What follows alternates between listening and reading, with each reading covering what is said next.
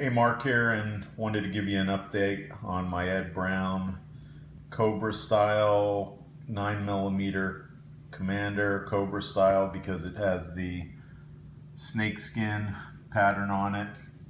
So I've had this gun I think just about 2 months now, and I want to give you the full skinny on it, the good and the bad.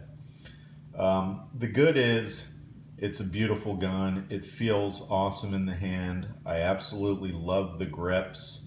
It is the best shooting gun that I have. It's soft, it's accurate, it's nothing but a pleasure to shoot. I really like it a lot, and I am still really happy that I bought it. I've mostly shot Perfecta 115 grain 9mm ammo that I bought at Walmart, which I like a lot and have a lot of rounds. It's clean, it's fairly consistent, and has decent accuracy for plinking ball ammo. Also put a couple, maybe like 150 rounds of Winchester white box through it. That worked well too. You'll see that I do have one magazine loaded with hollow points that I fully vetted. This is Hornady Custom 124 grain. The plus P, and it worked fine. I did pick up a box of Independence 115 grain jacketed hollow point ammo at Cabela's, and I bought it because it was, like $13 or something like that. That was the only ammo that I had trouble with out of this gun. It would not cycle that ammo, but everything else has worked fine. Back to the Perfecta quick. It's distributed by Tula, but it says on the box that it's made in Italy, and there's a lot of speculation that it's actually, even though distributed by Tula, it's not crappy like the Wolf or the Tula ammo, and it's not dirty like that stuff is, and there's speculation that it's Fiachi, and I have a couple boxes of Fiachi, and it looks actually just like it, and I'm very pleased with this stuff. I actually have a bunch of it in 223, in 380, had some 45, and a whole bunch in 9, and I like it a lot. It works well. So all in all, this gun is great. The finish looks beautiful, but it is kind of hard to keep the finish looking good all the time. And again, I know it's a gun, it's for shooting, and I still like, especially a gun like this, all this money to look pretty. But because of the media bead blast finish, you really can get fingerprints and smudges on it easily, and so being pretty OCD that I am and anal, I'm constantly wiping it down. So, but all in all, really like it. Shoots great. This gun has been back to Ed Brown twice because it had to go back. But while it was back, I did have the top serrated. I like that. And I had the side stop knocked off and made flush with the frame. And so I'm happy with it right now. The reason it went back to brown was, and you can't really see now, but it looks good, but one of the problems was this beaver tail fitting right over here was really sloppy, and it was like crooked, and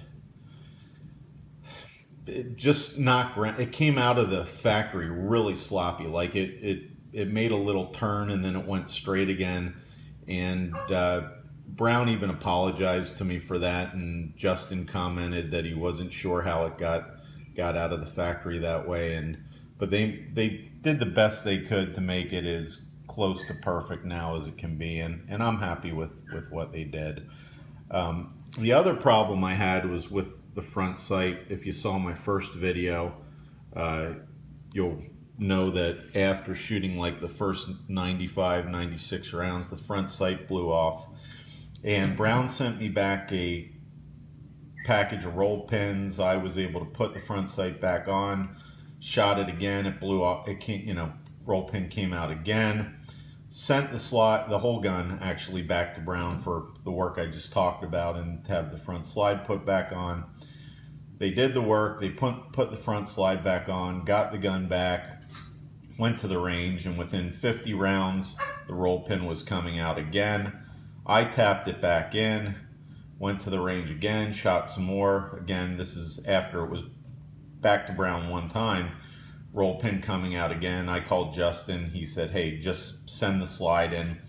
So slide went back for the second time, and they put a new sight on and a new roll pin in, and he said that it was really tight and doubts that it would come out again. And I have shot 100 rounds through it since getting it back, and it's been fine so far. So that's good, and I'm happy with that.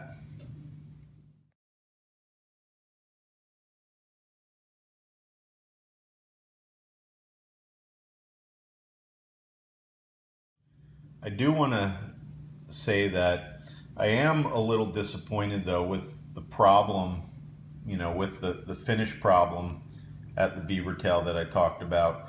I am a little disappointed that Ed Brown let the gun get out of the factory in the first part. And when you're paying this kind of money for a gun, disappointed that I had to send it back 2 times to have it made right. The flip side to that is Justin and Ed Brown's service is just phenomenal. It's awesome. The guy couldn't be nicer, and they really do bend over backwards to try to please the customer, at least from my experience. They've been great to deal with, and especially Justin, I give the guy A+. I've had some questions about the magazines. They are Checkmate. I talked to Justin about that because obviously with the 45 they're marked Ed Brown, and he said at this point they're just not making enough 9mm to tool up to make their own magazines as well. I think he said they get the parts from Checkmate and put them together, but as you can see here, I have 2 magazines and they've been absolutely flawless. They work great, and I'm happy with them. I'm gonna get some more actually. So they're a little expensive. They're, I think, $39 from Brown, and who knows, maybe I've seen some cheaper 9mm Kimber Commander size mags. Maybe I'll try them, although I've heard some of the Kimber mags aren't so great. But these Checkmates, no problem. Good magazines, happy with it. All in all, now I am very happy with this gun and hope it continues to work and be flawless with its operation. And so there you go. If you have any questions, anything you want to know about the gun, give me a holler, let me know.